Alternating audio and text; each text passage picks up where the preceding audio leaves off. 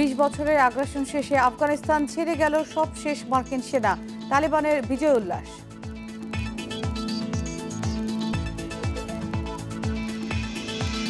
নতুন ধরনের ডেঙ্গুতে দ্রুত কমছে রোগীর প্লাটিলেট, বাড়ছে ঝুঁকি, চিকিৎসা দিতে হিমশিম চিকিৎসকেরা।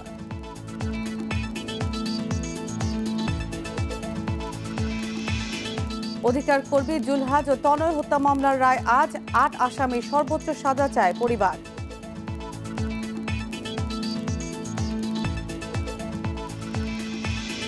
রাজধানীতে এক ব্যক্তির বিরুদ্ধে স্ত্রী সন্তানকে হত্যার অভিযোগ, দাম্পত্য কলহের ধারণা পুলিশের।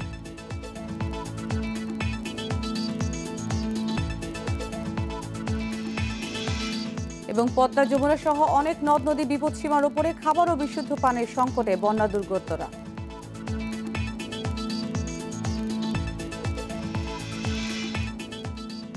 স্বাগত সকাল 9টার 1 ঘন্টা বিরতিহীন সংবাদে। এই মুহূর্তে সংবাদে আপনাদের সঙ্গে আছে আমি নুজহাত আফরিন এবং আমি আলী আশরাফ। শুনছিলেন শিরোনাম, যাব পুরো খবরে। শুরুতেই জানাবো আফগানিস্তান প্রসঙ্গ।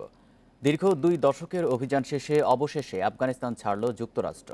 সোমবার মার্কিন সেনাদের শেষ দলটি কাবুল বিমানবন্দর ছেড়ে যায়। মার্কিন বিমান কাবুল ছাড়ার সাথে সাথেই ফাঁকা গুলি ছুড়ে বিজয় উল্লাস করে তালেবান সদস্যরা। সোমবার সেনা প্রত্যাহারের মধ্য দিয়ে 20 বছরের দীর্ঘ মার্কিন আগ্রাসনের অবসান ঘটল দেশটিতে। 31শে আগস্ট পর্যন্ত আফগানিস্তান থেকে সেনা প্রত্যাহারের সময়সীমা বেঁধে দিয়েছিল যুক্তরাষ্ট্র। মার্কিন সেনা প্রধান জেন ম্যাকেনজি আনুষ্ঠানিক ঘোষণা দিয়ে নিশ্চিত করে বলেছেন, 20 বছরের এই যুদ্ধে 2500 মার্কিন সেনা নিহত হয়েছে। 9/11 হামলার পর সাবেক মার্কিন প্রেসিডেন্ট জর্জ বুশ আফগানিস্তানে হামলার নির্দেশ দেন। এরপর সদ্য সাবেক মার্কিন প্রেসিডেন্ট ডোনাল্ড ট্রাম্পের সেনা প্রত্যাহারের সিদ্ধান্তের পথে হাঁটেন প্রেসিডেন্ট জো বাইডেন।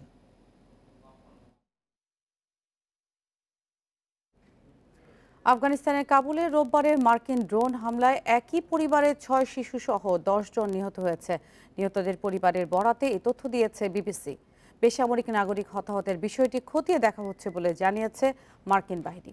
এদিকে ড্রোন হামলার নিন্দা জানিয়েছে তালেবান। কাবুল বিমানবন্দরে জঙ্গি গোষ্ঠী আইএসকে আত্মঘাতী বোমা হামলা চালায় বৃহস্পতিবার। পরে ড্রোন হামলা চালিয়ে নানগারহার প্রদেশে হামলার পরিকল্পনাকারীকে হত্যার দাবি করে যুক্তরাষ্ট্র। তখনই মার্কিন প্রেসিডেন্ট জো বাইডেন আশঙ্কা জানান, কাবুল বিমানবন্দরে সন্ত্রাসীরা আরও হামলা চালাতে পারে। রোববার কাবুলে আইএসকে আত্মঘাতী হামলাকারীর গাড়ি লক্ষ্য করে আরেকটি ড্রোন হামলা চালায় যুক্তরাষ্ট্র। দাবি করা হয়, কাবুল বিমানবন্দরে হামলার পরিকল্পনা ছিল তার। তবে ওই হামলায় একই পরিবারের 6 শিশুসহ 10 সদস্য নিহত হয়েছে বলে জানিয়েছে বিবিসি। হামলায় বেঁচে যাওয়া ওই পরিবারের এক সদস্য রামিন ইউসুফি জানান, নিহত শিশুদের বয়স 2 থেকে 12 বছর। নিহতদের মধ্যে একজন মার্কিন বাহিনীর দোভাষী হিসেবে কাজ করতেন বলেও জানা গেছে। তাদের অভিযোগ, ভুল তথ্যের ভিত্তিতে নৃশংস হামলা চালানো হয়েছে। বেসামরিক নাগরিক নিহতের বিষয়টি খতিয়ে দেখা হচ্ছে বলে জানিয়েছেন যুক্তরাষ্ট্রের সেন্ট্রাল কমান্ডার ক্যাপ্টেন বিল আরবান। তবে তার দাবি, ড্রোন হামলার পর আইএসকের গাড়িতে থাকা বিস্ফোরকের কারণে শক্তিশালী বিস্ফোরণ হয়েছে, এজন্য বেশি হতাহত হয়েছে। চীনা টেলিভিশনে দেওয়া সাক্ষাৎকারে মার্কিন ড্রোন হামলার নিন্দা জানিয়েছেন তালেবানের মুখপাত্র জাবিহুল্লাহ মুজাহিদ। বলেন, যুক্তরাষ্ট্রের ইচ্ছামতো অন্য দেশে হামলা চালানো বেআইনি। এদিকে সোমবার কাবুল আন্তর্জাতিক বিমানবন্দর লক্ষ্য করে ছোড়া 5টি রকেট হামলা প্রতিহতের দাবি করেছে যুক্তরাষ্ট্র। এর দায় স্বীকার করেছে জঙ্গি গোষ্ঠী আইএসকে। সায়রা খান, ইন্ডিপেন্ডেন্ট নিউজ। রাজধানীর হাসপাতালগুলোতে বাড়ছে ডেঙ্গু রোগীর চাপ। চিকিৎসকেরা জানান, অন্যান্য বছরের তুলনায় এবার ডেঙ্গুর ধরন ভিন্ন। খুব দ্রুতই নেমে যাচ্ছে প্লাটিলেট। রোগের ধরন ও আচরণে ভিন্নতার কারণে চিকিৎসা দিতে হিমশিম খাচ্ছেন চিকিৎসকেরা। ঝুঁকি এড়াতে রোগীকে রাখতে হচ্ছে নিবিড় পর্যবেক্ষণে। দেশে প্রতিদিনই বাড়ছে ডেঙ্গু রোগীর সংখ্যা। শনাক্ত হয়েছে ডেঙ্গুর নতুন একটি ধরন। ডেনভি-3 নামের এই ধরনটিতে বেশি আক্রান্ত হচ্ছেন রাজধানীবাসী। 2017 সালে দেশে প্রথম ডেনভি-3 ধরনের ডেঙ্গু শনাক্ত হয়। তার আগে ডেনভি-1 এবং ডেনভি-2তে আক্রান্ত হয়ে অনেকের রোগ প্রতিরোধ ক্ষমতা তৈরি হয়েছে। রাজধানীর ইসলামী ব্যাংক সেন্ট্রাল হাসপাতালের ডেঙ্গু ওয়ার্ডে ভর্তি আছেন 45 জন। সোমবার ভর্তি হয়েছেন 13 জন। আগের দিনের তুলনায় এই সংখ্যা দ্বিগুণের বেশি। গতকালকে প্রচণ্ড জ্বর, বমি, এগুলো কোনো কমতে ছিল না। মাথা ব্যথা আর পেট ব্যথা আছে, পেটে হুটপাট করে, খাওয়া দাওয়া কোনো রুচি নেই। কোভিড ডেডিকেটেড হাসপাতাল হলেও সোহরাওয়ার্দী হাসপাতালে বাড়ছে ডেঙ্গু রোগীর সংখ্যা। 2 থেকে 3 দিনেই রক্তের প্লাটিলেট নেমে যাচ্ছে 50,000-এর নিচে। 1,20,000 হয়েছে কালকে সকালে পরীক্ষা করার পর, তা বিকেলে পরীক্ষা করছে হয়েছে 1,09,000। 3 দিন যাবত আছি, কিন্তু শরীরটা ভালো লাগে না। চিকিৎসকরা জানান, নতুন ধরনের ডেঙ্গুতে আক্রান্ত রোগীকে রাখতে হচ্ছে নিবিড় তত্ত্বাবধানে। বেশ ক্লোজ অবজারভেশন লাগে, কারণ খুব তাড়াতাড়ি রক্ত কাউন্টগুলো কমে যায়, কারো হয়তো প্রেশারগুলো কমে যায়। ডেঙ্গুতে আসলে মেইন বিষয়টা যে তাকে প্রেশার ঠিক রাখা, তরল খাবার প্রচুর পরিমাণে খাওয়া। এই খাইলে কিন্তু কোনো রোগী খারাপ হচ্ছে না। যদি কারো ব্লিডিং ম্যানিফেস্টেশন হয়, কিছু প্যারামিটার থাকে, এই প্যারামিটারগুলো দেখে তারপরে হচ্ছে ব্লাড দেওয়া নেই। কিন্তু পেশেন্ট পার্টি যারা থাকেন তারা একটু খুবই বেশি কনশাস থাকেন। ডেনভি 1 এবং ডেনভি 2 ভ্যারিয়েন্টে আক্রান্তদের মধ্যে কেউ ডেনভি 3-এ আক্রান্ত হলে অবস্থা সংকটাপন্ন হওয়ার আশঙ্কা বেশি বলে জানিয়েছে বিশেষজ্ঞরা। সুলতানা জাহান মিতু, ইন্ডিপেন্ডেন্ট নিউজ, ঢাকা। দেশে ডেঙ্গু আক্রান্ত রোগীর সংখ্যা ছাড়ালো 10,000 আর মৃত্যু 42 জনের। অন্যান্য বছরের তুলনায় আক্রান্তের বিপরীতে মৃত্যু বেশি, প্রতি হাজারে মৃত্যু হচ্ছে 4 জনের। 2019 সালে যা ছিল 2 জনেরও কম। চিকিৎসকরা বলছেন এবার রোগীর জটিলতা বেশি হওয়ায় মৃত্যু বাড়ছে। সোমবারও দেশে 233 ডেঙ্গু রোগী শনাক্ত হয়েছে, যার 213 জনই রাজধানীতে। এ নিয়ে দেশে মোট ডেঙ্গু আক্রান্তের সংখ্যা 10,090 জন। আর এবছর এ পর্যন্ত মৃত্যু হয়েছে 42 জনের। এখনও ডেঙ্গু রোগীর চাপে হিমশিম খাচ্ছে হাসপাতালগুলো। রাজধানীর মিটফোর্ড হাসপাতালে ডেঙ্গু রোগীদের শয্যা 80টি, অথচ ভর্তি আছেন 179 জন। একই অবস্থা অন্যান্য হাসপাতালগুলোতেও। ছোট ছোট বাবু আমার 2টা, এটা নিয়ে আতঙ্কে না। আজকে আমি বাসায় নাই, আমার ওয়াইফ শুধু একা বাসায়, তাই এটা আমি আতঙ্কে তো অবশ্যই আছি। ডেঙ্গু পরিস্থিতি একটু বেশি মনে হয়, কিছু জায়গায় আরও বেশি ছিল, এখন একটু কম আছে, মাঝে মাঝে বাইরে যায় আর কি। আমার ফ্যামিলিতে 4 জন মেম্বার, তাদের 2 জন আমরা করোনা ডেঙ্গু অ্যাটাক করেছি। অন্যান্য বছরের চেয়ে এবার ডেঙ্গুতে আক্রান্তের বিপরীতে মৃত্যু বেড়েছে। 2018 সালে আক্রান্ত 10,148 জনের মধ্যে 26 জনের মৃত্যু হয়। 2019-এ 1,01,000 আক্রান্তের মধ্যে মারা যান 179 জন, প্রতি হাজারে মৃত্যু 2 জনেরও কম। আর এবছর প্রতি হাজারে মৃত্যু হচ্ছে 4 জনের। বাংলাদেশ বিজ্ঞান ও গবেষণা পরিষদ বলছে, এবছর শক্তিশালী ডেঙ্গু 3 ধরনে আক্রান্ত হচ্ছেন রোগীরা, যা দ্রুত রোগীর অবস্থার অবনতি ঘটায়। মারা যে রোগীগুলো যায়, ওনাদের হচ্ছে সিম্পলি যে শুধু ডেঙ্গু থাকে এরকম না, অনেক সময় কোমরবিড আরও কন্ডিশন থাকে। তখন দেখা যাচ্ছে ওই স্বাভাবিক যে ডেঙ্গুতে একজন আক্রান্ত হলে যে সমস্যাটা হয়, তখন ওভারঅল সিচুয়েশনটা আরও একটু বেশি ক্রিটিক্যাল হয়ে যায়। তখন একটা দেখা যাচ্ছে যে সব দিক ম্যানেজ করে আসলে সবসময় মানে রিকভার পেশেন্ট করতে পারেন না। সিটি কর্পোরেশন বলছে, ডেঙ্গুর প্রকোপ কমাতে টানা অভিযান চালিয়ে যাচ্ছে তারা। ল্যাব্রোসাইটিংয়ের যে বিষয়টা রয়েছে সকাল থেকে দুপুর 1টা পর্যন্ত, তারপরে আমরা 2টার থেকে আবার আমরা সন্ধ্যা পর্যন্ত যেভাবে ফকার মেশিন দিয়ে আমরা যেভাবে কাজ করছি, সেভাবে আমার মনে হয় যে আমরা এই সেপ্টেম্বরের ফার্স্ট উইকের দিকেই এটা 10 তারিখের মধ্যেই, 10-12 তারিখের মধ্যে এটা অনেকাংশে আমরা এটাকে নির্মূল করতে সক্ষম হব। কীটতত্ত্ববিদেরা বলছেন, এডিসের ঘনত্ব এখনও কমেনি, তাই সেপ্টেম্বরেও ডেঙ্গুর প্রকোপ থাকবে বলে আভাস দিচ্ছেন তারা। Adilur Rahman, independent news, Dhaka. ঢাকায় যুক্তরাষ্ট্রের সাহায্য সংস্থা USAIDর কর্মকর্তা জুলহাজ মান্নান ও তার বন্ধু নাট্যকর্মী মাহবুব রাব্বি তনয় হত্যা মামলার রায় আজ। গত 23 আগস্ট রাষ্ট্রপক্ষ ও আসামি পক্ষে যুক্তিতর্ক উপস্থাপন শেষে ঢাকার সন্ত্রাস বিরোধী ট্রাইব্যুনালের বিচারক মুজিবুর রহমান রায় ঘোষণার দিন ধার্য করেন। মামলায় আসামিদের মধ্যে কারাগারে রয়েছেন সাইমন, আরাফাত, জুবায়ের ও আসাদুল্লাহ। এছাড়া পলাতক রয়েছেন নিষিদ্ধ ঘোষিত জঙ্গি সংগঠন আনসার আল ইসলামের সামরিক শাখার প্রধান, চাকরিচ্যুত মেজর সৈয়দ জিয়াউল হক, আকরাম হোসেন, সাব্বিরুল ও জুনাইদ। 2016 সালে 25 এপ্রিল সন্ধ্যায় কলাবাগানে বাসায় ঢুকে জুলহাজ ও তার বন্ধু তনয়কে কুপিয়ে হত্যা করা হয়। ওই ঘটনায় কলাবাগান থানায় জুলহাজের বড় ভাই মিনহাজ মান্নান ইমন একটি হত্যা মামলা দায়ের করেন। 2019 সালের 12 মে জিয়াসহ 8 জনের বিরুদ্ধে আদালতে চার্জশিট দাখিল করা হয়। রাজধানীর যাত্রাবাড়ীতে স্ত্রী ও শিশু সন্তানকে হত্যার অভিযোগ উঠেছে এক ব্যক্তির বিরুদ্ধে। হাতুড়ি দিয়ে স্ত্রীকে হত্যার পর 1.5 বছরের শিশু সন্তানকে তিনি বালিশ চাপা দেন বলে জানা গেছে। চিরকুটে হত্যার দায় স্বীকার করে পালিয়েছেন ওয়াহিদুল। নিহত রুমার পরিবারের দাবি, বিয়ের পর থেকেই রুমাকে মানসিক নির্যাতন করত ওয়াহিদুল। ধানমন্ডি নিউ মডেল বিশ্ববিদ্যালয় কলেজের ইংরেজি বিভাগের 4র্থ বর্ষের শিক্ষার্থী রুমা আক্তার বছর দুয়েক আগে পারিবারিকভাবে বিয়ে করেন ওয়াহিদুল ইসলামকে। শিশু সন্তান রিশাদকে নিয়ে থাকতেন রাজধানীর যাত্রাবাড়ির মীর হাজিরবাগ এলাকায়। স্বজনরা বলছেন, নানা কারণে মাঝে মধ্যেই দাম্পত্য কলহে জড়াতেন ওয়াহিদুল ও রুমা। সোমবার রাতে স্ত্রী ও সন্তানকে হত্যার পর পালিয়ে যায় ওয়াহিদুল। মরদেহের পাশ থেকে 2টি চিরকুট উদ্ধার করে পুলিশ। এতে স্ত্রী রুমার বিরুদ্ধে এক প্রবাসীর সাথে পরকীয়ায় জড়ানোর অভিযোগ ওয়াহিদুলের। কষ্ট সইতে না পেরে স্ত্রী সন্তানকে হত্যার দাবিও ছিল চিরকুটে। যাত্রাবাড়ি থানায় মামলা করতে গিয়ে রুমার মায়ের দাবি, চিরকুটে লেখা অভিযোগ মিথ্যা। ওগুলো সব মিথ্যা। ওই যে একটা পাগল, নিজেই মাথা নষ্ট, ছিল না, এই কারণে এগুলা করছে। নিজে তো কামাই করতে পারেই না।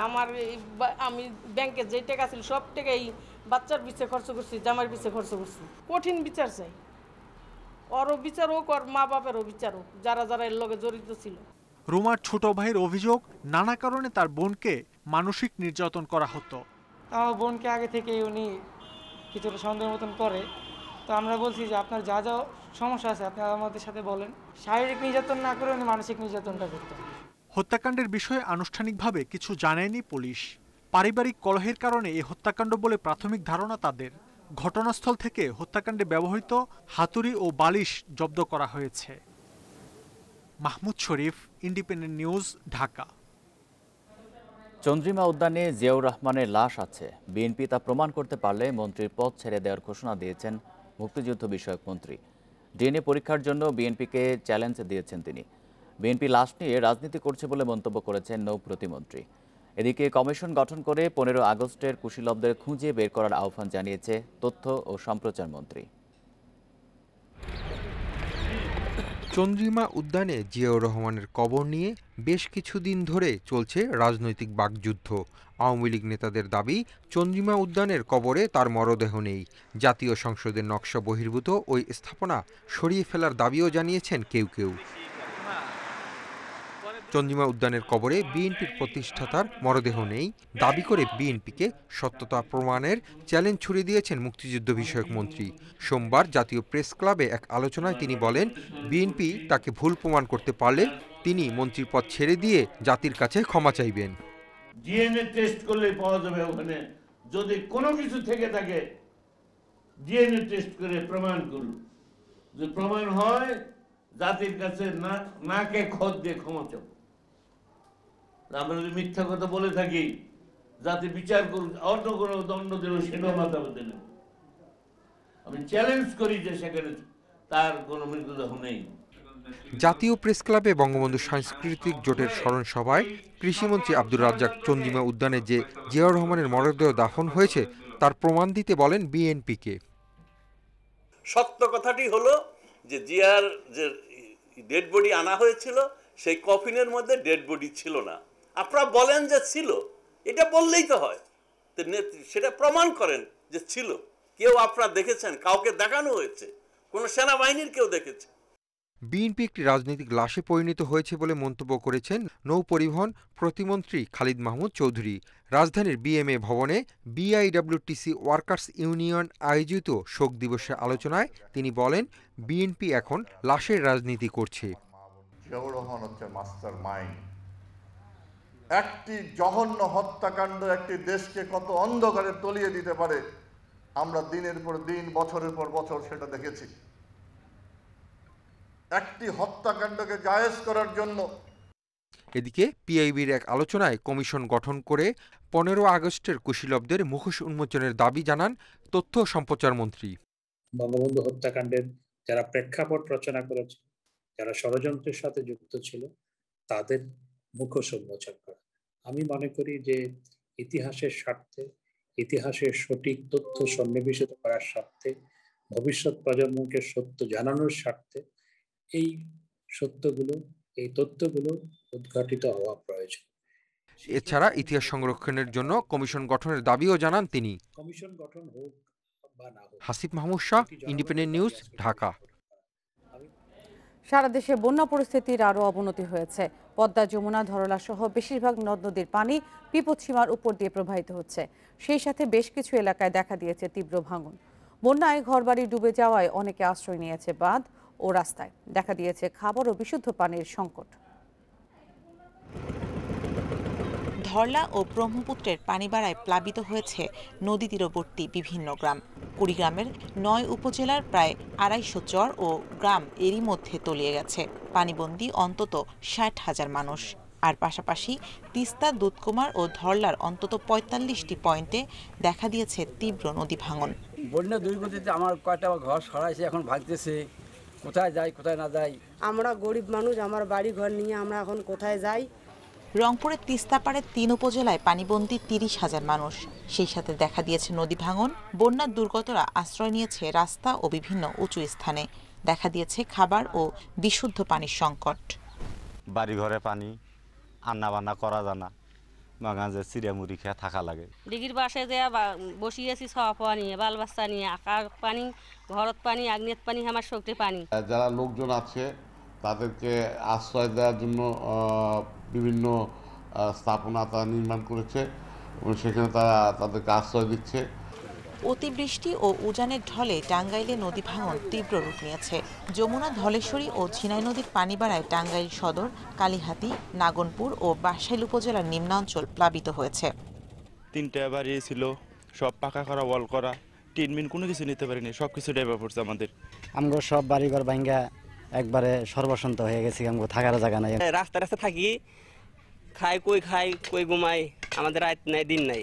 বগুড়ার সারিয়াকান্দি সহ 3 উপজেলার নিম্নাঞ্চলে বন্যা দেখা দিয়েছে। কোমর পানিতে তলিয়ে গেছে ঘরবাড়ি, ফসলি জমি ও পুকুর।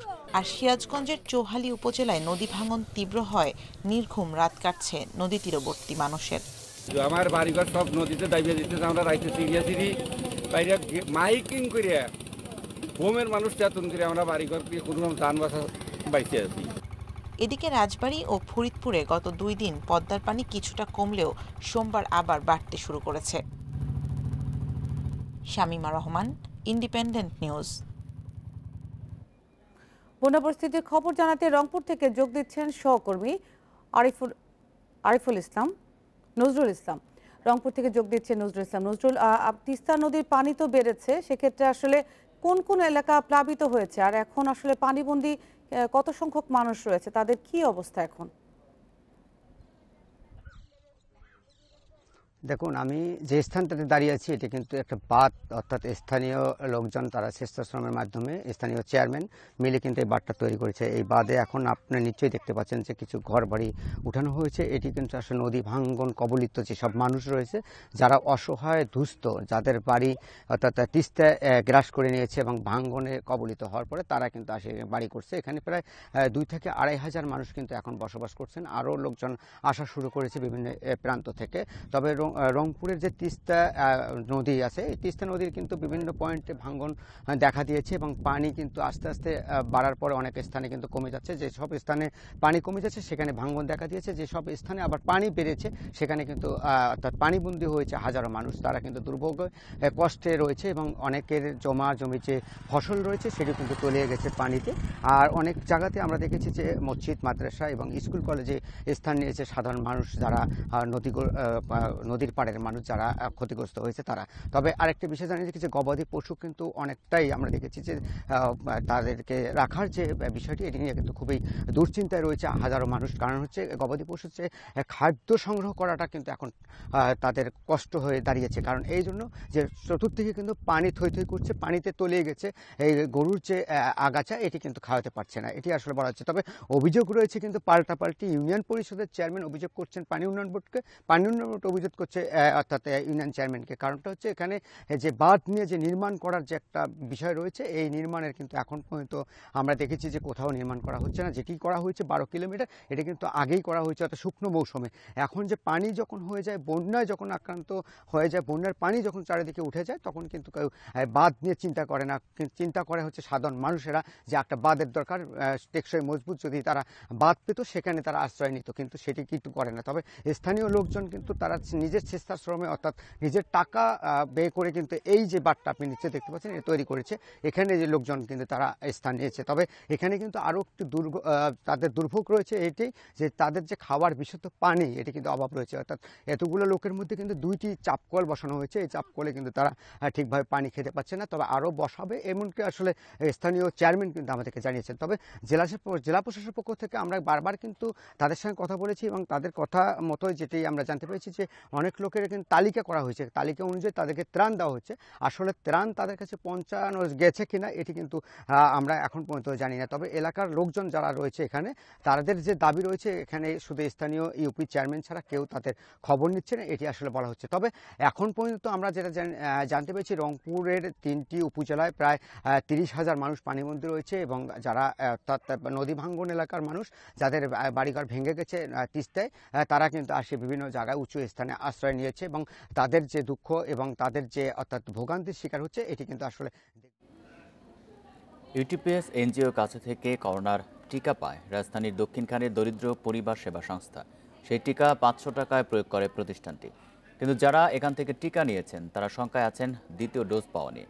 এনজিওটির কর্মকর্তারা বলছেন নিয়ম মেনে টিকা দেওয়া হচ্ছে কিনা সেটা দেখভালের দায়িত্ব উত্তর সিটি কর্পোরেশনের। গণটিকা ক্যাম্পেইনে রাজধানীর নতুন 3টি ওয়ার্ডে করোনার টিকা দেওয়ার দায়িত্ব দেওয়া হয় ইউনাইটেড থ্রু পপুলেশন সার্ভিস ইউটিপিএসকে। তারা দায়িত্ব দেয় দরিদ্র পরিবার সেবা সংস্থাকে, যার মালিক বিজয় কৃষ্ণ তালুকদার। 44, 45 ও 46 নম্বর ওয়ার্ডে টিকা দেওয়ার কথা থাকলেও তারা প্রয়োগ করেছে 47 নম্বর ওয়ার্ডে। বিজয় কৃষ্ণের ক্লিনিকে 6 দিনে 6,300 জনকে টিকা দেওয়া হয়। বিনিময়ে 500 টাকা করে নেওয়ার অভিযোগে তাকে গ্রেফতার করেছে পুলিশ। অনেক মাসে পাইছে, এই আমখান থেকে লোক আইছে, এলাকা কিছু কিছু লোক আছে, বিভিন্ন জায়গা লোক লয়ে গেছে। 500 টাকা 1000 টাকা করে যার কাছে যেমন পারছে তেমনই নিয়েছে। কোনো টিকা যখন দিতে আসে তখন জিজ্ঞেস করলাম দাদা আমার তোর মেসেজ আসে নাই, বলছে যখন না আসছে আপনি দিতে পারেন। টিকা দেওয়ার কাজ করতেন বিজয় কৃষ্ণের স্ত্রী, যিনি প্যারামেডিক্যাল কোর্স করেছেন। সুরক্ষা অ্যাপসে টিকা গ্রহীতার নাম রেজিস্ট্রেশন না করে কেবল খাতায় নাম লিখেই টিকা দিয়েছেন।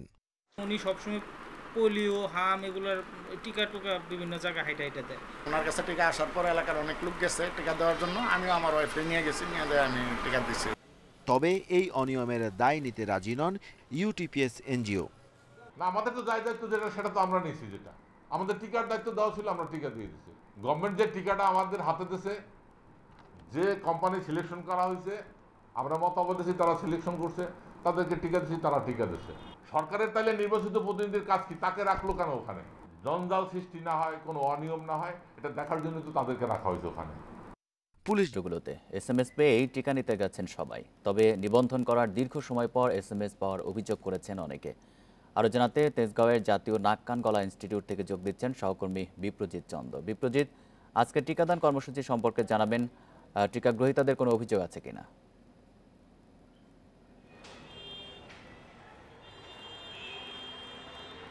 টিকাদানের জন্য রাজধানীতে নির্দিষ্ট করা যে কেন্দ্রগুলো রয়েছে সে কেন্দ্রগুলোতে কিন্তু গত কিছুদিন আগেও আমরা বেশ অনিয়ম এবং বিশৃঙ্খলা লক্ষ্য করেছি। তবে গেল 2 সপ্তাহ ধরেই কিন্তু শৃঙ্খলা ফিরতে শুরু করেছে রাজধানীর টিকাদান কেন্দ্রগুলোতে। অন্যান্য সময় আমরা যেমন দেখেছি যে পরিমাণ টিকা দেয়া হবে তার থেকে 3 থেকে 4 গুণ মানুষ টিকাদান কেন্দ্রগুলোতে ভিড় করেছেন এবং লম্বা লাইনে দাঁড়িয়েছেন, যার ফলে সৃষ্টি হয়েছে বিশৃঙ্খলা। এর পেছনে যে কারণটি ছিল, ওই যাদের ডেট ছিল টিকা নেবার তাদের পাশাপাশি যারা আগের ডেট পেয়েও টিকা নিতে পারেননি সেসব মানুষগুলো ভিড় করাই কিন্তু এই বিশৃঙ্খলাটি ছিল। এবং সেসব মানুষ যারা টিকা থেকে বঞ্চিত হয়েছিলেন, নির্ধারিত ডেটে টিকা নিতে না পারায় তাদেরকে টিকা দিয়ে সে সংখ্যাটি কিন্তু কমিয়ে এনেছে অধিকাংশ কেন্দ্র, যার ফলে এখন প্রত্যেকটি কেন্দ্রেই যে পরিমাণ টিকা দেয়া হচ্ছে সেই পরিমাণ মানুষের ভিড়ই আমরা দেখতে পাচ্ছি এবং শুধুমাত্র যারা SMS পেয়েছেন তারাই টিকা নিতে আসছেন। ঠিক এ কারণেই টিকা কেন্দ্রগুলোতে শৃঙ্খলা ফিরে এসেছে। আগের মতো সেই বিশৃঙ্খল পরিস্থিতি কিন্তু একেবারেই এখানে নেই। তবে মানুষ কিন্তু খুব সুশৃঙ্খলভাবেই টিকা নিচ্ছে এবং প্রতিদিন আমি নাক্কান গলা ইনস্টিটিউটে আছি, এখানে প্রতিদিন সিনোফার্মের প্রথম ডোজ 1000 থেকে 1200টি ডোজ দেওয়া হচ্ছে এবং এর পাশাপাশি মডার্নার 800 থেকে 900টি ডোজ দেওয়া হচ্ছে। এছাড়া BSMMU, Dhaka medical, Suhrawardy medical college হাসপাতাল কিংবা আজিমপুর মাতৃসদন, কুর্মিটোলা জেনারেল হাসপাতাল, এসব কেন্দ্রগুলোর অবস্থাও কিন্তু বেশ সুশৃঙ্খল, অর্থাৎ প্রত্যেকটা জায়গাতেই এখন বেশ শৃঙ্খলা ফিরে এসেছে। তবে টিকা নিতে অর্থাৎ সিনোফার্মের প্রথম ডোজ নিতে SMS পেতে অনেক সময় মানুষ আমাদেরকে এমন অভিযোগ করছেন যে আজকে টিকা নেবার ডেট তারা গতকাল রাত 1টা থেকে 1:30টায় SMS পাচ্ছেন, যে কারণে তাদের আসলে শিডিউল মেলাতে এক ধরনের ঝামেলা তৈরি হচ্ছে। কারণ অনেকের অফিস থাকে বা অন্যান্য গুরুত্বপূর্ণ কাজ থাকে, সেগুলো বাদ দিয়ে তাদেরকে টিকা নিতে আসতে হচ্ছে। শুধুমাত্র এই ভোগান্তিটুকু ছাড়া বাকি কার্যক্রম বেশ সুশৃঙ্খলভাবে পরিচালিত হচ্ছে। আর এর আগে আমরা যেমনটি দেখেছি যে মডার্নার টিকা সরবরাহে দেরি হয়, অনেক টিকা কেন্দ্রই কিন্তু টিকা দিতে পারেননি, যে কারণে ভোগান্তি পোহাতে হয়েছে। এখন কিন্তু সেই ভোগান্তিটিও অনেকটা কমে এসেছে, অর্থাৎ কেন্দ্রগুলো আমাদেরকে যেটি জানিয়েছে যে এখন টিকা পেতে মোটেই ভোগান্তি হচ্ছে না। স্বাস্থ্য অধিদপ্তর থেকে প্রতিনিয়তই তাদের কাছে টিকা আসছে এবং সেই টিকা সুশৃঙ্খলভাবেই মানুষের কাছে পৌঁছে দেওয়া হচ্ছে। তেজগাঁও জাতীয় নাক্কান গলা ইনস্টিটিউট থেকে জানাচ্ছেন সহকর্মী বিপ্রজিৎ চন্দ। করোনা টিকা কর্মসূচির আরও খবর জানাতে এবার খুলনা থেকে যোগ দিচ্ছেন সহকর্মী AHM শামীমুজ্জামান। শামীম, খুলনার টিকাদান কর্মসূচি কেমন চলছে জানাবেন, কোনো বিশৃঙ্খলা আছে কিনা?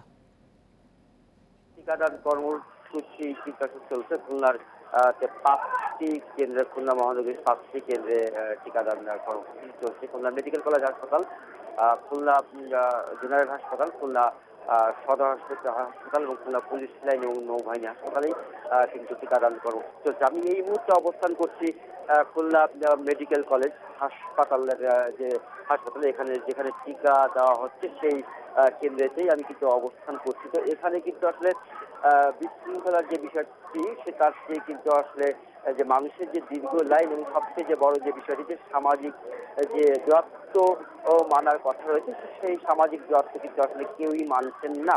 তো যেহেতু টিকা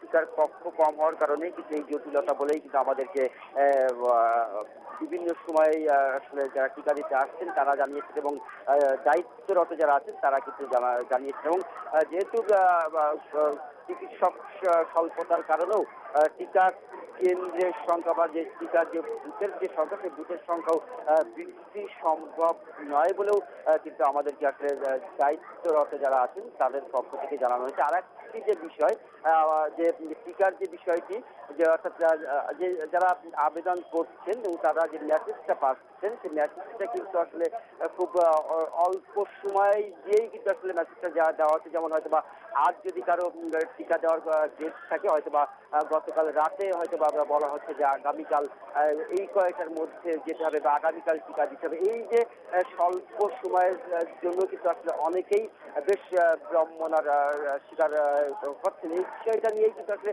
অনেকে বলছেন যদি একটু সময় দিয়ে মেসেজটা যদি আসে, তাহলে অন্তত 1 দিন বা 2 দিন যদি হাতে সময় দিয়ে মেসেজটা আসে, তাহলে যারা টিকা দেবেন তারাও আসলে প্রস্তুতি নিতে পারেন। আর একটি বিষয় যে খুলনাতে কিন্তু এই পর্যন্ত সব মিলিয়ে যে টিকা দেওয়া হয়েছে আসলে টিকা এসেছে আসলে 4,95,980 ডোজ টিকা এসেছে। আর এই পর্যন্ত কিন্তু এখন পর্যন্ত টিকা যা রয়েছে 1,29,758টি ডোজ আজকে পর্যন্ত টিকা রয়েছে। অর্থাৎ টিকার সংকটের যে বিষয়টি নিয়ে বিভিন্ন সময় আলোচনা হচ্ছে, এই বিষয়টা নিয়ে আমি কথা বলেছিলাম খুলনা সিভিল সার্জনের সাথে। তারা যেটা বলছেন যে আসলে টিকা সংকটটা তারা আসলে বলতে চাচ্ছেন না। তারা যেটা বলছেন যে আগের চেয়ে মানুষের মধ্যে আগ্রহ অনেক বৃদ্ধি পেয়েছে এবং অনেকেই কিন্তু আসলে আবেদন করছেন। অর্থাৎ যেটা আবেদন করছেন, যে আবেদনের সংখ্যাও কিন্তু আগের চেয়ে অনেক বৃদ্ধি পেয়েছে। তবে সব খুলনা থেকে জানাচ্ছিলেন AHM শামীমুজ্জামান। দেখছিলেন বিরতিহীন ইন্ডিপেন্ডেন্ট সংবাদ। সংবাদে আরো থাকছে। বেড়েই চলছে একের পর এক নিত্যপণ্যের দাম, বিপাকে সীমিত আয়ের মানুষ, ভবিষ্যৎ নিয়ে শঙ্কা।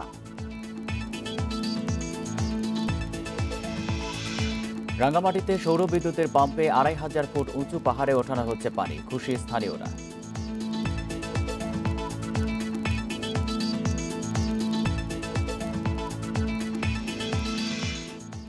যেমনটি জানাছিলাম, দেশে বন্যা পরিস্থিতির আরও অবনতি হয়েছে, সেই সাথে বিভিন্ন নদ নদীতে শুরু হয়েছে ভাঙন। বন্যা পরিস্থিতির খবর জানাতে এবার গাইবান্ধা থেকে যোগ দিচ্ছেন সহকর্মী আরিফুল ইসলাম। আরিফ, কোন কোন এলাকায় আসলে পানিবন্দী আছেন মানুষ এবং নতুন কোন কোন এলাকা প্লাবিত হয়েছে, এ নিয়ে আর কি তথ্য রয়েছে আপনার কাছে? আর পানিবন্দী মানুষ যারা রয়েছেন তাদের সহায়তা পেয়েছে কিনা বা প্রশাসন কোন উদ্যোগ নিয়েছে কিনা?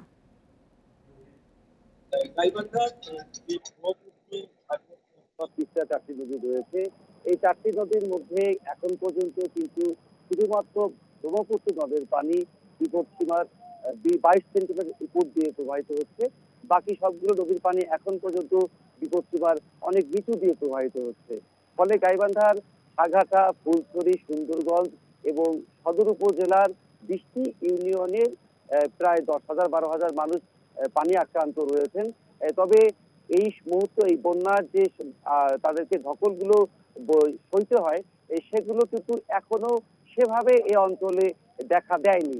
আর এসব অঞ্চলে যে পানি সংকটের যে বিষয়গুলো দেখা দেয় সেগুলো এখনো সেভাবে শুরু হয়নি। তবে আমরা কৃষি সম্প্রসারণ অধিদপ্তরের উপপরিচালকের সাথে কথা বলেছিলাম, তিনি আমাদেরকে জানিয়েছেন যে এই বন্যার পানিতে রোপা আমন এবং শাকসবজি সহ 255 হেক্টর জমি পানিতে নিমজ্জিত হয়ে পড়েছে। সামনে যদি পানি আরো বৃদ্ধি পায় তাহলে হয়তো আরো অনেক বেশি ফসল হুমকির সম্মুখীন হতে পারে। আর জেলা প্রশাসক আব্দুল মতিনের সাথে আমি কথা বলেছি, তিনি যেটি বলেছেন যে যদি পানি বৃদ্ধি অব্যাহত থাকে এবং অনেক বেশি এলাকা পানি কবলিত হয়ে পড়ে তাহলে তাদের সব রকম প্রস্তুতি রয়েছে, ফ্লাড শেল্টার সহ, যাতে কারো ত্রাণ সহায়তায় কোনো ঘাটতি না পড়ে তারা সেই প্রস্তুতি নিয়ে রেখেছেন। মানুষ পানি আক্রান্ত হলে তাদেরকে নিরাপদ স্থানে সরিয়ে নেওয়ার যে ব্যবস্থা সেগুলো তিনি প্রস্তুত রেখেছেন। আর আমরা যেটা জানতে পেরেছি পানি উন্নয়ন বোর্ডের সাথে কথা বলে, যে আগামী 3 তারিখের মধ্যে হয়তো আমাদের এই অঞ্চলে পানিগুলো কমতে শুরু করবে। তো এখন পর্যন্ত যে পানি বৃদ্ধির যে চিত্র রয়েছে তাতে করে দেখা যাচ্ছে যে প্রায় 1010 মানুষ এই চরাঞ্চল চরের নিম্নাঞ্চলগুলোতে পানিবন্দী হয়ে রয়েছেন। গাইবান্ধা থেকে জানাচ্ছিলেন বন্যা পরিস্থিতির খবর আমাদের সহকর্মী আরিফুল ইসলাম। চট্টগ্রামের চন্দনায় শোক দিবসের অনুষ্ঠানে আওয়ামী লীগের দুই পক্ষের সংঘর্ষে অন্তত 4 জন আহত হয়েছেন। এর প্রতিবাদে চট্টগ্রাম কক্সবাজার মহাসড়ক অবরোধ করে একটি পক্ষ। সোমবার সন্ধ্যায় হাশিমপুর ইউনিয়ন আওয়ামী লীগের উদ্যোগে শোক দিবসের অনুষ্ঠানে এই সংঘর্ষ বাধে। স্থানীয় ছাত্রলীগের কমিটি গঠন নিয়ে দুই পক্ষের মধ্যে দীর্ঘদিন ধরে বিরোধ চলছিল বলে অভিযোগ উঠেছে। ছাত্রলীগ নেতাদের বক্তব্যের সময় অপরপক্ষ ফাঁকা গুলি ছুড়ে অনুষ্ঠান বন্ধ করে দেয়। পরে সংঘর্ষে জড়ায় দুপক্ষের নেতাকর্মীরা, এতে অন্তত 4 জন আহত হন। প্রতিবাদে এক পক্ষের লোকজন চট্টগ্রাম কক্সবাজার মহাসড়ক অবরোধ করলেও পরে পুলিশ তাদের সরিয়ে দেয়।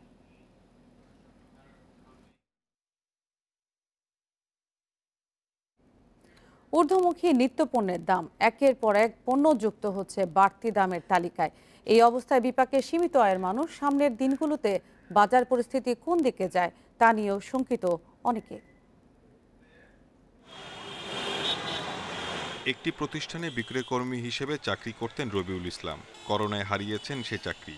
বাধ্য হয়ে রোজগারের জন্য ভাড়ায় মোটরসাইকেল চালাচ্ছেন তিনি। বাজারে নিত্যপণ্যের বাড়তি দামে হিমশিম খাচ্ছেন পরিবার চালাতে। তেল, চাল, ডাল, পেঁয়াজ, রসুন সব জিনিসেরই দাম অনেক বেশি। এই জন্য আমাদের সরকারের কাছে একটাই আবেদন, সরকার বাজারটাকে নিয়ন্ত্রণ করেন, তাহলে আমাদের জন্য অনেক বড় উপকার হয়। নিত্যপণ্যের দামে ঊর্ধ্বগতি চাপ তৈরি করেছে সীমিত আয়ের মানুষের জীবনযাত্রায়। বাজারে চাল, ডাল, ভোজ্য তেলের দাম চড়া।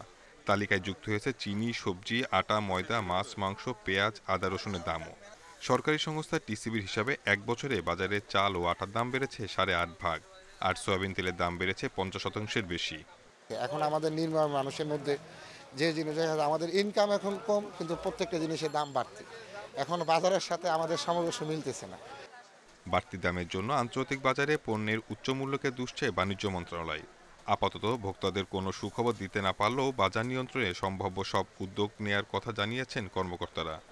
এসেনশিয়াল কমোডিটি বলতে যে পণ্যগুলো আছে এবং সেটার ক্ষেত্রে কিন্তু আমাদের এই মেকানিজম আছে, এবং সেই ক্ষেত্রে যে জিনিসটা হচ্ছে কি যে একদম পাইকারি থেকে খুচরা পর্যায়ে সেখানে হয়তো কিছু অসাধু ব্যবসায়ী বা তারা হয়তো এটা করে, এবং সেটার জন্য কিন্তু আমাদের অপারেশন যেটা ভোক্তা অধিকার আছে সেটা কিন্তু তারা অ্যাক্টিভ আছে। নিত্যপণ্যের বাজারে ভোক্তাদের স্বার্থ রক্ষায় সরকারি সংস্থাগুলোর সমন্বিত উদ্যোগের প্রয়োজন দেখছেন বিশেষজ্ঞরা। বাণিজ্য, কৃষি, মৎস্য, প্রাণী সম্পদ, শিল্প, স্বরাষ্ট্র এবং জনপ্রশাসন মন্ত্রণালয়ের মাঠ পর্যায়ের কর্মকর্তাদের মধ্যে সমন্বয়ের প্রচেষ্টা আরো বাড়ানো দরকার। করোনায় ক্ষতিগ্রস্ত মানুষ দ্রব্যমূল্যের অত্যাধিক বৃদ্ধিতে যেন প্রকট আর্থিক সংকটে না পড়ে, তার জন্য ব্যবসায়ী সমাজকে আরো আন্তরিক হতে হবে। নিত্যপণ্যের দামে লাগাম টানতে বাজার তদারকির পাশাপাশি খোলা বাজারে পণ্য বিক্রি কার্যক্রম জোরদারের তাগিদ বিশ্লেষকদের। Shahid Ahmed, independent news, Dhaka. ২৫০০ foot উঁচুতে অবস্থিত লক্ষণা পাড়ার বাসিন্দাদের শুষ্ক মৌসুমে পানি সংগ্রহ যেতে হতো দূর পাহাড়ে। সম্প্রতি একটি প্রকল্পের অধীনে এলাকাবাসীর ১০০ বছরের পানির সংকটের সমাধান হয়েছে মাত্র ২,৭৫,০০০ টাকা ব্যয়। সৌরবিদ্যুতে চালিত ইঞ্জিনের মাধ্যমে ১০০০ ফুট নিচের উৎস থেকে পানি এখন পৌঁছাচ্ছে পাড়ায়। পানি সংকটে থাকা অন্যান্য এলাকায়ও এই ধরনের প্রকল্প চান স্থানীয়রা। রাঙামাটি সদর উপজেলার বালুখালী ইউনিয়নে পাহাড়ের প্রায় ২৫০০ ফুট উঁচুতে লক্ষণাপাড়া। প্রাকৃতিক ঝিরি ঝর্ণার পানির উপর নির্ভরশীল এখানকার বাসিন্দারা। শুষ্ক মৌসুমে পানি না থাকায় ছুটতে হতো দূর পাহাড়ে। তবে সেই পরিস্থিতি এখন আর নেই।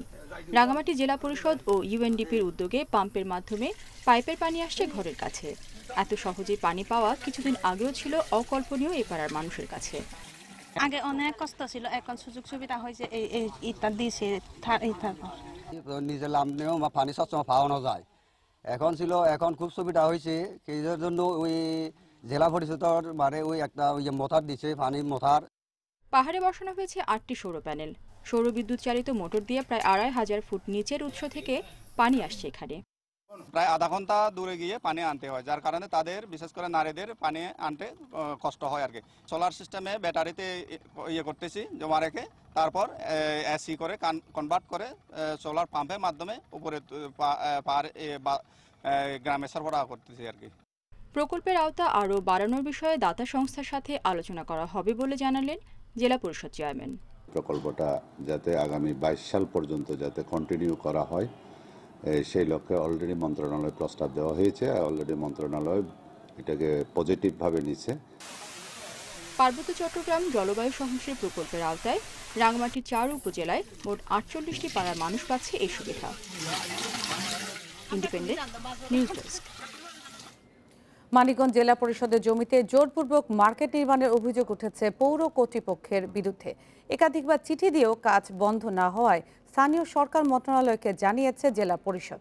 তবে জায়গাটি নিজেদের বলে দাবি পৌর কর্তৃপক্ষের। গত জুলাইয়ে মানিকগঞ্জ বেউথা সড়কের পাশে বান্দুটিয়া মৌজায় ৮.26% জমিতে মার্কেট নির্মাণ শুরু করে পৌর কর্তৃপক্ষ। বিষয়টি নজরে এলে জায়গাটি নিজেদের দাবি করে কাজ বন্ধ রাখতে চিঠি দেয় জেলা পরিষদ। পরে জেলা পরিষদ কাঁটাতারের বেড়া দিয়ে মালিকানার সাইনবোর্ড টানিয়ে দেয়, কিন্তু রাতের আঁধারে সরিয়ে দেওয়া হয় সেই বেড়া। আবার শুরু হয় নির্মাণ কাজ। বিষয়টি মীমাংসা না হওয়া পর্যন্ত কাজ বন্ধ রাখার অনুরোধ জানিয়েছেন জেলা প্রশাসক। নিজের জায়গা না হলে অন্যের জায়গাতে তো তারা ডেভেলপ করতে পারে। মালিকানার বিরোধ যেহেতু সৃষ্টি হয়েছে, সেটি নিষ্পত্তি না হওয়া পর্যন্ত এখানে যে কার্যক্রম আছে সেটিকে বন্ধ রাখার জন্য বলা হয়েছে। পৌর কর্তৃপক্ষ কাজ বন্ধ না করায় স্থানীয় সরকার মন্ত্রণালয়ে চিঠি দিয়েছে জেলা পরিষদ। তবে জায়গাটির মালিকানা দাবি করে কোনোভাবেই দখল ছাড়া হবে না বলে জানিয়েছেন পৌর মেয়র। আমরা ইতিমধ্যে মন্ত্রণালয়ে 2টি পত্র প্রেরণ করেছি এই বিষয়ে, আরেকটি পত্র পাঠাচ্ছি। আশা করি মন্ত্রণালয় এই বিষয়ে আমাদেরকে একটা না একটা সিদ্ধান্ত দিবেন। আমরা কিন্তু জায়গাও ছাড়তেছি না, ওনারা ওই জায়গায় জায়গায় কাটাতার দেয়, মানুষকে আটকাই দিছে। ওগুলি আমি পৌরসভার মেয়র হিসেবে আমার দায়িত্ব ওটা খুলে দেওয়া। সরকারি দুই সংস্থার মধ্যে বিরোধ নিষ্পত্তি না হলে ভবিষ্যতের নানা জটিলতার আশঙ্কা দেখছেন সুশীল সমাজের প্রতিনিধিরা।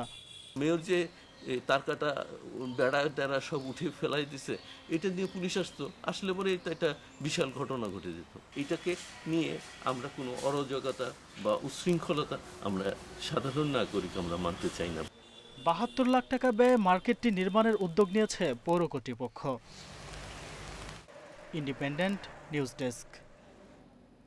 চলাচলে একমাত্র সেতুটি ভেঙে পড়ায় 2 বছর ধরে চরম ভোগান্তিতে জয়পুরহাটের পাঁচবেবী উপজেলা রামকৃষ্ণপুর গ্রামের মানুষ। ভাঙা সেতুটি জোড়াতালি দিয়ে ঝুঁকি নিয়ে চলাচল করতে হচ্ছে তাদের। অন্যদিকে শেরপুর জেলার শ্রীবর্দীতে সেতুর সংযোগ সড়ক না থাকায় প্রায় 19 বছর ধরে দুর্ভোগে হাজারো মানুষ। জয়পুরহাটের পাঁচবিবি থেকে নওগাঁর ধামুইরহাট উপজেলা সংযোগ সড়কে খালের উপর নির্মিত সেতুটি ভেঙে যায় 2019 সালের ফেব্রুয়ারিতে।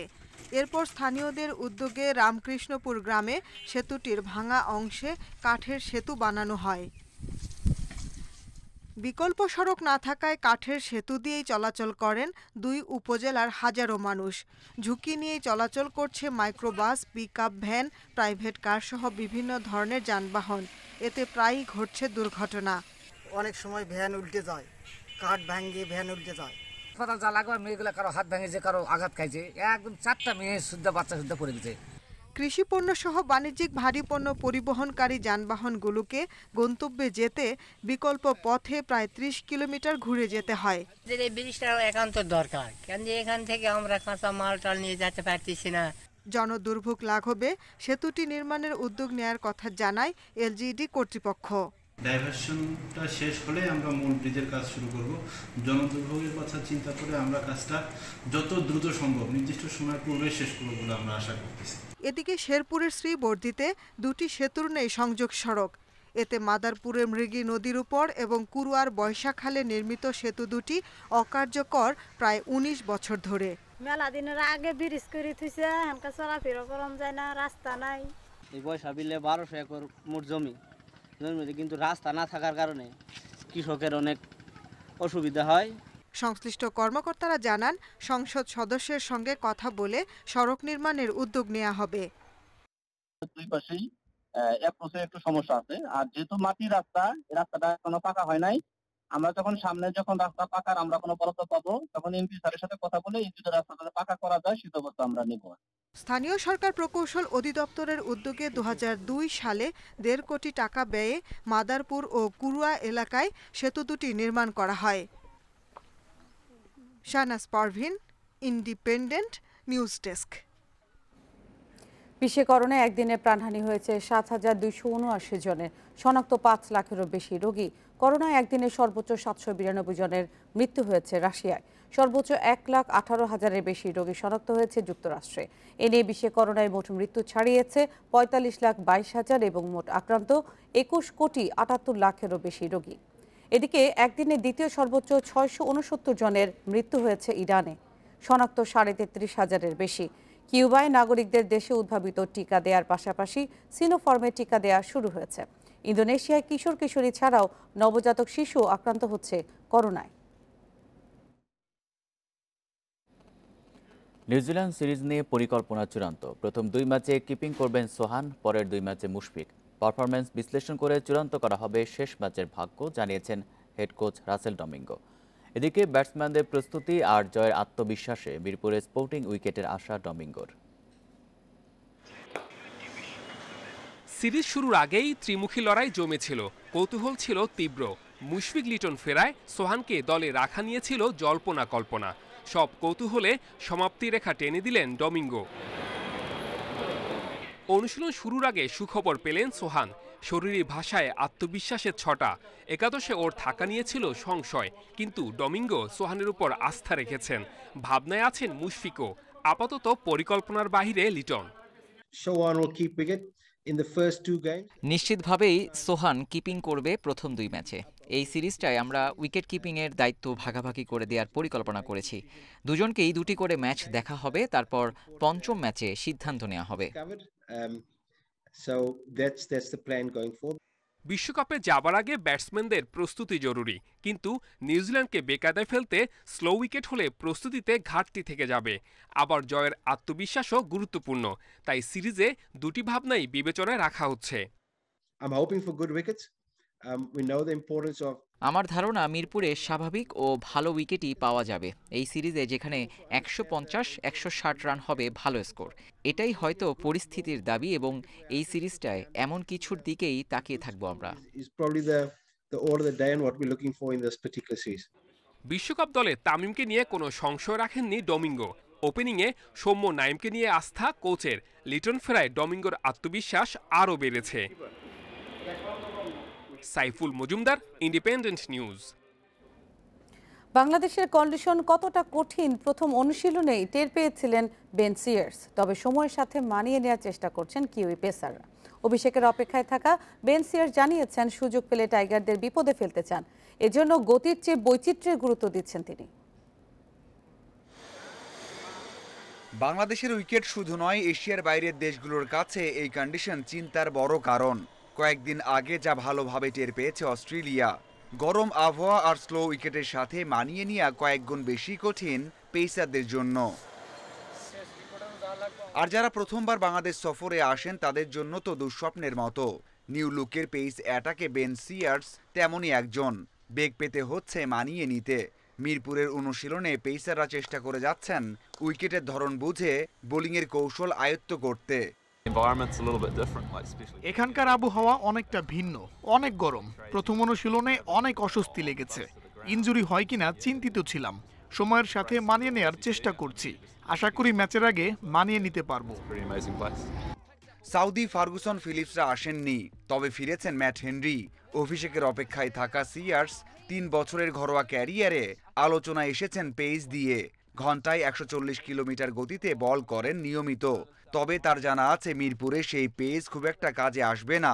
চেষ্টা করে যাচ্ছেন সুইং কাটারে দক্ষতা বাড়াতে। এখানে অভিষেক হলে দুর্দান্ত হবে।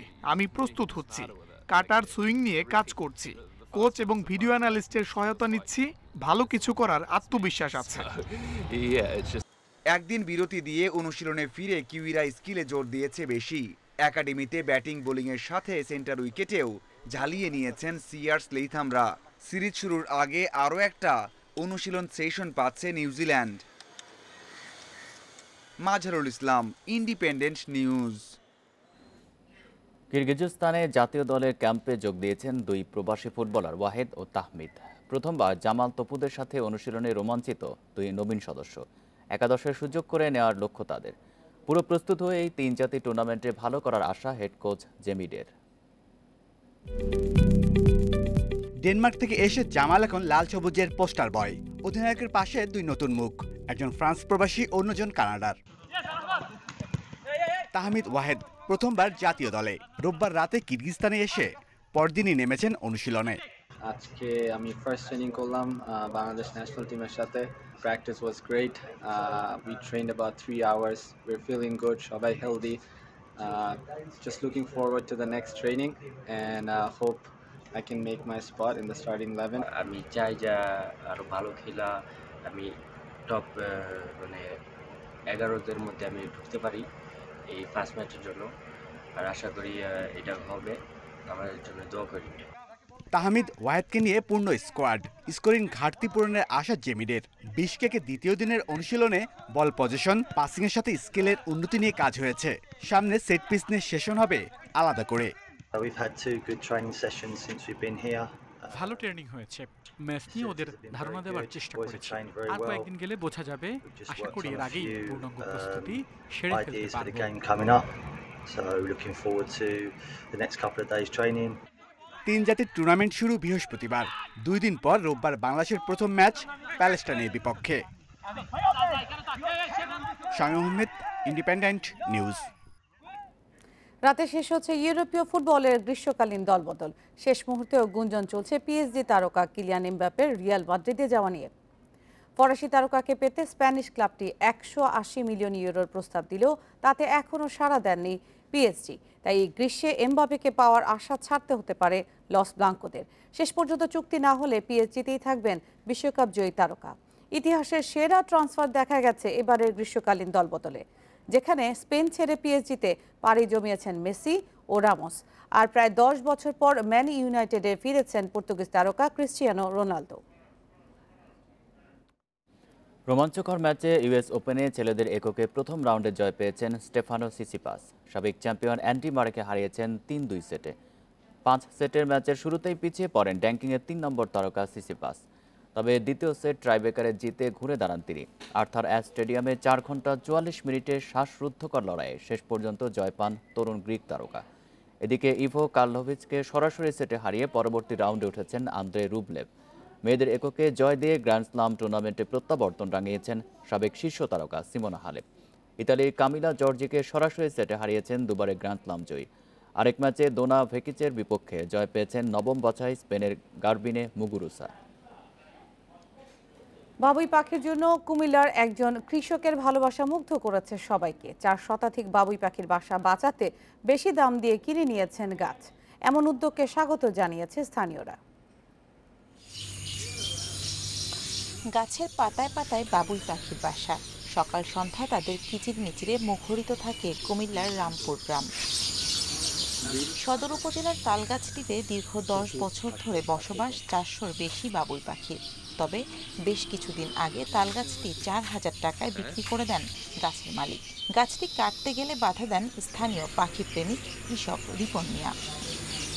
গাছ কাটলে পাখিগুলোর আবাসস্থল নষ্ট হবে, তাই বিক্রি হওয়া তালগাছটি আরও 2000 টাকা বেশি দিয়ে কিনে নেন রিপন মিয়া। বেড়া গাছ এটা কোনো ফল দিবে না, কিন্তু বাবুই পাখির বাসাগুলা আমার কাছে খুব জরুরি মনে হয়েছে আর কি। এই বাবুই পাখিটির কথা চিন্তা করে আসলে আমি গাছটা কিনে রাখিয়ে দিয়েছি। পাখির আবাসস্থল রক্ষায় রিপন মিয়ার এমন উদ্যোগকে স্বাগত জানিয়েছেন স্থানীয়রা। তারা বলছেন, সবাই এভাবে এগিয়ে এলে শুধু বাবুই পাখি নয়, বিলুপ্তির হাত থেকে রক্ষা পাবে অন্য সব পাখিও।